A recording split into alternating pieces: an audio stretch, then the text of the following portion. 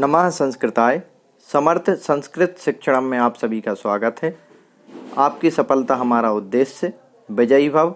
आपके अपने अभिषेक सर के साथ हमारा यूट्यूब चैनल SSS क्लासेस को आप लाइक करें, सब्सक्राइब करें तथा बेल आइकन को प्रेस करें और अधिक से अधिक अपने मित्रों तक शेयर करें, जिससे आप सभी को सही समय पर नोटिफिकेशन मिलता रहेगा और मेरा भी मनोबल बढ़ेगा कि बच्चे मुझे पसंद कर रहे हैं और मैं भी आपके लिए नया से नया करने की कोशिश करूंगा। नमः संस्कृताय। मेरे प्यारे बच्चों, आज हम हमारी पाठ्य पुस्तक दूरवा संस्कृत सामान्यम का नवम कक्षाई का चतुर्थ पाठ पढ़ेंगे। जैसा कि आप लोगों को मालूम ही है कि इससे पहले मैं आप लोगों को 3 पाठ पढ़ा चुका हूँ, फर्स्ट, सेकंड, थर्ड। जिस किसी ने भी ना देखे हों वह मेरे उन पाठों को देख ले, पढ़ ले। तथा आपसे एक और बात कहना चाहूँगा, मेरे चैनल को सब्सक्राइब कर लें, लाइक करें, जिससे आप लोगों को आने वाले नोटिफिकेशन समय पर मिलते रहें। चलिए तो बिना देर किए हुए अपन पाठ की ओर चलते हैं। चंद्रपुर नाम्नी नगरे श्रेष्ठिना हरिदत्तस्य पुत्रा मदन विनोद अस्तु अतीव विषयासक्तः कुपुत्रः पितुः शिक्षां न शृणोति स्म। तस्य धूत मृगया वेश्या मद्यादिषु अतीव आसक्ति। कुमार्गचारिणं तम कुपुत्रं दृष्ट्वा तत्पिता हरिदत्तः सपत्नी अतीव दुखितः संजातः।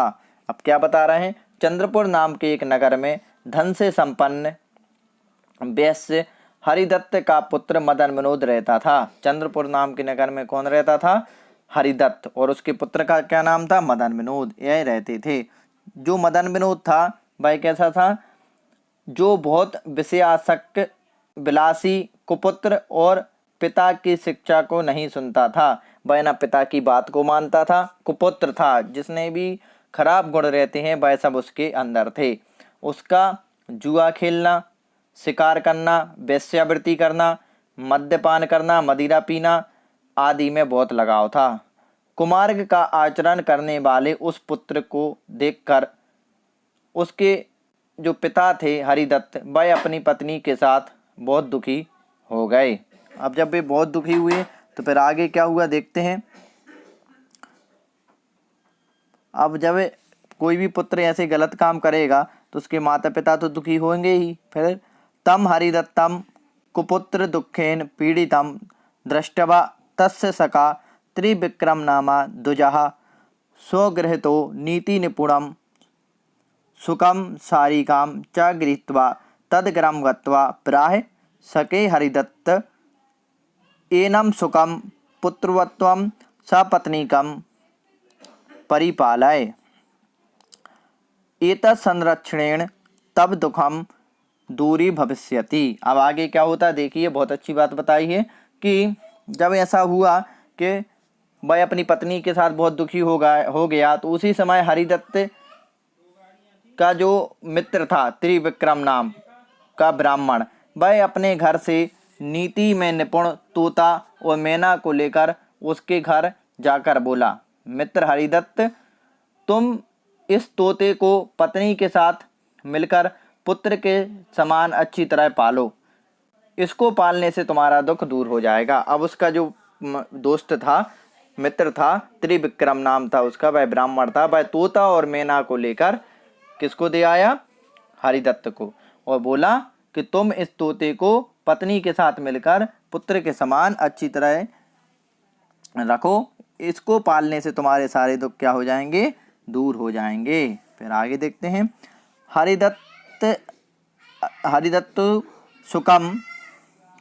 हरिदत्तस्तु सुखम गृहीत्वा पुत्राय समर्पयामास।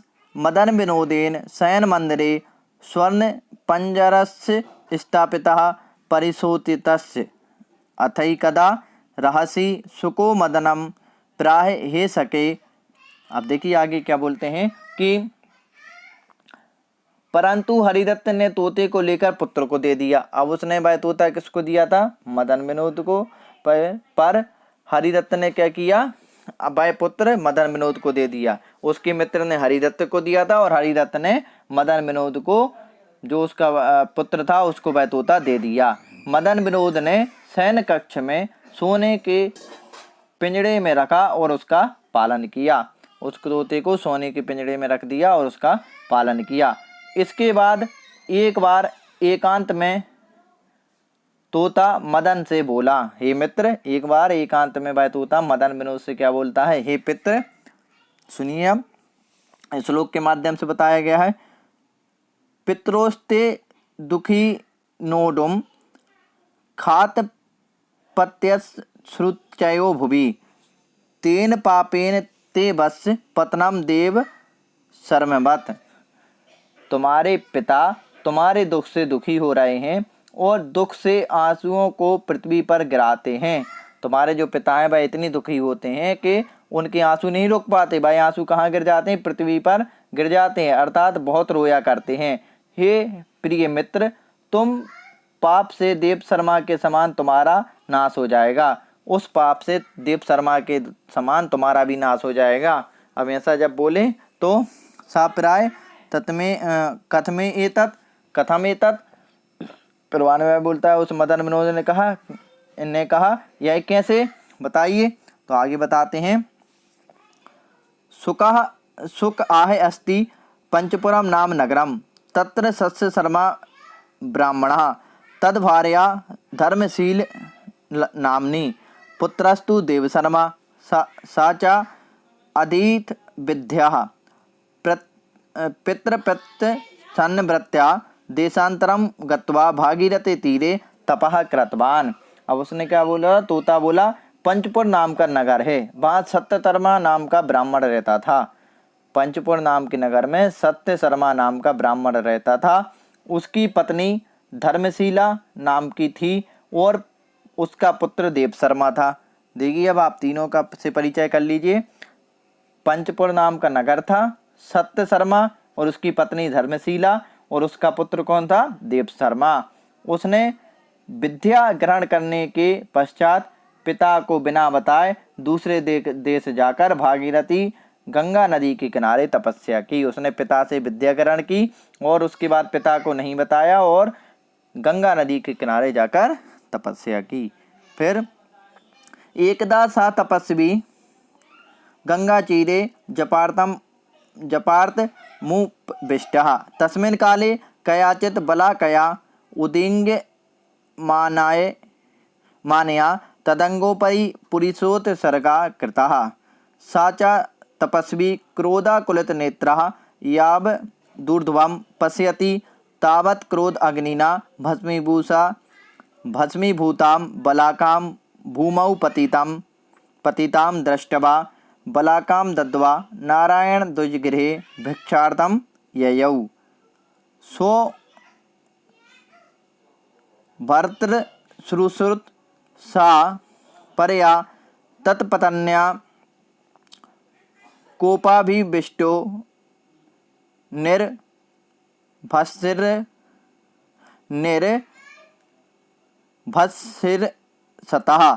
सत पक्षिः हाय मुक्तस्य नाहं बलाकेव त्वत्कोपस्थानम्। अब आगे देखिए क्या बोलते हैं। आगे उन्होंने बोला कि एक बार वह देव शर्मा तपस्वी गंगा के किनारे जप करने के लिए बैठ गया। एक बार वह जो देव शर्मा था वह तपस्वी गंगा के किनारे जप करने के लिए बैठ गया। उसी समय किसी उड़ती हुई बगुली ने उसके अंगों पर मलमूत्र त्याग दिया। अब ऊपर से एक बगुली उड़ रही थी, उसने क्या किया, इस देव शर्मा के ऊपर मलमूत्र त्याग दिया और उस तपस्वी ने क्रोध से भरी आंखों से जैसे ही ऊपर देखा, उसके क्रोध से अग्नि में बगुली भस्म हो गई। और बगुली को भूमि पर गिरा हुआ देखकर, अर्थात बगुली को जलाकर वह किसी नारायण नामक ब्राह्मण के घर भिक्षा मांगने के लिए गया। अब जब वह भिक्षा मांगने के लिए जाता है तो फिर आगे क्या होता है, देखिए बोलते हैं। उसकी पत्नी अपने पति की सेवा में लगी थी। जहाँ वह भिक्षा मांगने गया था उसकी पत्नी क्या कर रही थी, अपने पति की सेवा में लगी थी, जिससे तपस्वी को क्रोध आ गया। तब नारायण ब्राह्मण की पत्नी बुरा भला कहकर बेचारे पक्षी को मारने वाले इससे बोली, मैं बगुली के समान तुम्हारे क्रोध की पात्र नहीं हूँ। अब देव शर्मा को गुस्सा आ गया। पर वह जो नारायण की पत्नी थी वह अपने पति की सेवा कर रही थी। उसने बोला, तुमने अपराधिनी बगुली को मारा है, मैं तुम्हारे उस क्रोध का पात्र बनने वाली नहीं हूँ, मुझ पर क्रोध मत दिखाओ। जब ऐसा बोला तो आगे क्या होता है, साचा प्रच्छन्न पातक ज्ञान अभितो विस्मितः तस्य प्रेषितस्य तया धर्म व्याधा पार्श्वे वाराणसीं नगरीं ययौ तत्र रक्तहस्तं यं प्रीतमं मांसविक्रयं विधगान तम दृष्ट्वा दृशा मंतः स्थितः। अब जब ऐसा हुआ तो आगे क्या होता है कि वह गुप्त रूप से किए गए पाप की जानकारी से डर गया और आश्चर्यचकित हुआ। तब उस नारायण पंडित की पत्नी से उस धर्म बहेलिये के पास वाराणसी भेजा। उस पत्नी ने क्या कर दिया, अब वह सोचने लगा मुझसे तो अपराध हो गया, और जब वह इस प्रकार सोचने लगा तो उस नारायण की पत्नी जो थी, उस नारायण पंडित की जो पत्नी थी, उसने उसे एक धर्म व्यास बहेलिये के पास बनारस भेज दिया। और जब वह बनारस गया तो वहाँ खून से लाल हाथों में यमराज के समान मांस को बेचते हुए उसको देखकर कुछ दूर ही उनके सामने खड़ा हो गया, क्योंकि बहेलिया का तो काम ही रहता है पक्षियों को मारना काटना, तो दूर के देखकर ही वहीं पर खड़ा हो गया। फिर व्याधेन स्वागत प्रश्न पूर्वकम स्वगृहं नीत्वा निज पितरौ सभक्तिकं भोजयित्वा पश्चातस्य भोजनं दत्तं। तदंतरम साचा व्याघम ज्ञान कारणम प्रपच्छ कथम सती ज्ञानवती कथम चा त्वय ज्ञानवान तेन व्याधे इन उक्तम। अब आगे क्या होता है कि जब वह बहेलिया ने देखा कि मेरे सामने कोई आया हुआ है, तो बहेलिया ने उसको स्वागत करके अपने घर जाकर पहले अपने माता पिता को प्रेम पूर्वक भोजन कराया, बाद में इसे भोजन दिया। पहले उसने किसको भोजन कराया, माता पिता को, बाद में इसे भोजन दिया। बाद में उस तपस्वी ने बहेलिया से ज्ञान का कारण पूछा, कैसे उस सती नारायण पंडित की जो पत्नी थी उस सती ने मेरे विषय में जाना, और कैसे तुमने भी मेरे बिना बताए हुए मेरे विषय में जान लिया, यह सब मुझे बताओ। क्योंकि नारायण की जो पत्नी थी उसने भी बिना बताए हुए इसके बारे में, देव शर्मा के बारे में जान लिया था, और जो यह बहेलिया था इसने भी बिना बताए उसके विषय में जान लिया था। तो तेन व्यागेन उत्तम, सब बहेलिये ने कहा, उस बहेलिये ने कहा कि क्या कहा, देखिए आप लोग, निजान्य वन्य प्रणीतम यह सम्यक धर्मम निसेवते उत्तमाधम मध्येषु विकारेषु परांगमुखः।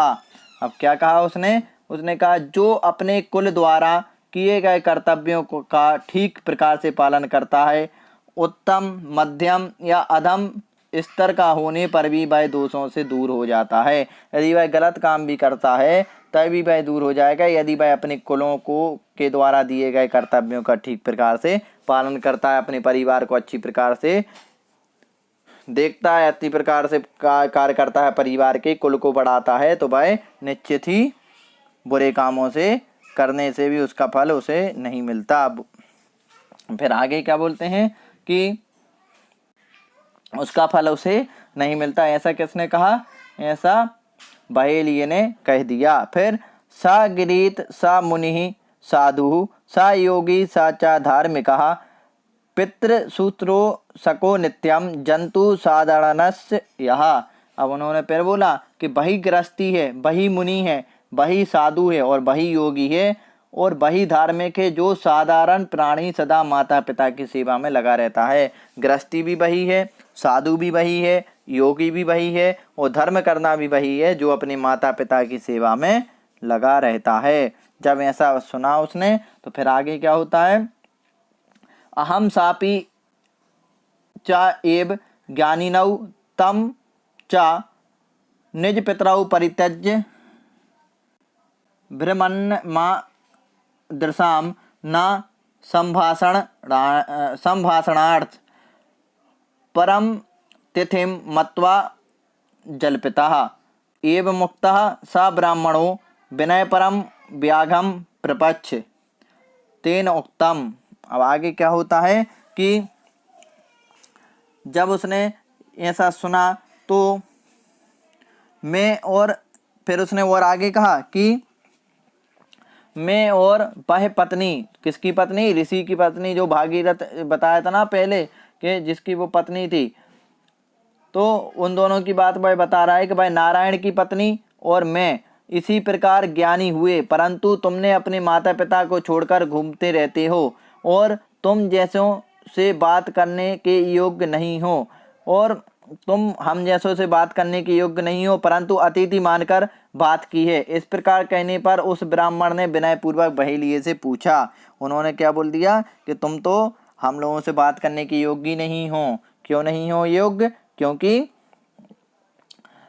तुम अपने माता पिता की बात नहीं मानते और सेवा नहीं करते हो, पर मैंने तो तुम्हें अतिथि समझ से तुमसे बात की है। फिर उसने कहा कि ना पूजयन्ति ये पूज्यान मान्यान मान्यन्ति ये जीवन्ति निगमानास्ते मृतः स्वर्गम न यान्ति च व्यागेन बोधितस्तेन स ययौ ग्रहमात्मनः अवबत कीर्तिम माल्लोके परतः कीर्ति भाजनम। अब आगे उसने क्या कहा कि जो पूजा योग्य व्यक्तियों को पूजते नहीं हैं, जैसे माता पिता हैं वह पूजने योग्य, उनको पूजते नहीं हैं, एवं सम्मान के योग्य व्यक्तियों का सम्मान नहीं करते, जो अपने के बड़े हैं उनका सम्मान नहीं करते, और निंदा किए जाते हुए जीते हैं और मरकर स्वर्ग भी नहीं जाते हैं। जो निंदा करके ही जीते रहते हैं और कभी मरकर भी वह स्वर्ग नहीं जाते हैं। उस बहेलिये के द्वारा दिए जाने पर ब्राह्मण अपने घर गया और संसार में कीर्तिमान हुआ और वह यश को प्राप्त हुआ। जब उसे बहेलिये से यह ज्ञान मिल गया उसको, तो वह अपने घर चला गया और संसार में कीर्तिमान को स्थापित हुआ और यश को प्राप्त हुआ। वह उस ज्ञान का उपयोग करने लगा और वह सुधर गया। फिर आगे क्या बताया गया है कि तस्माद् वणि धर्मः स्वकुलोद्भवम् स्मर पित्रोश्च विनय परो भव एव मुक्तः स मदनः विनय परः सदाचारी च अभवत् पितरौ नमस्कृत्य तदनु ज्ञातो भार्याश प्रत्यक्ष प्रवहणधि ऋणवान गतो देशांतरम।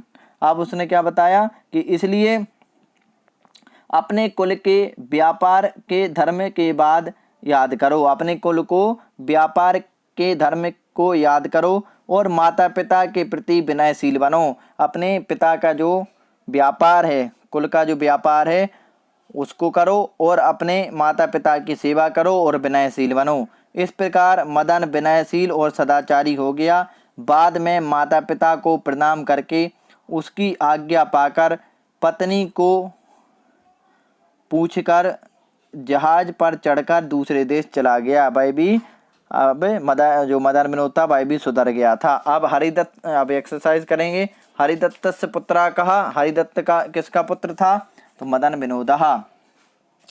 फिर मदन विनोदेन स्वर्ण पंजरे सुकः कुत्र स्थापितः।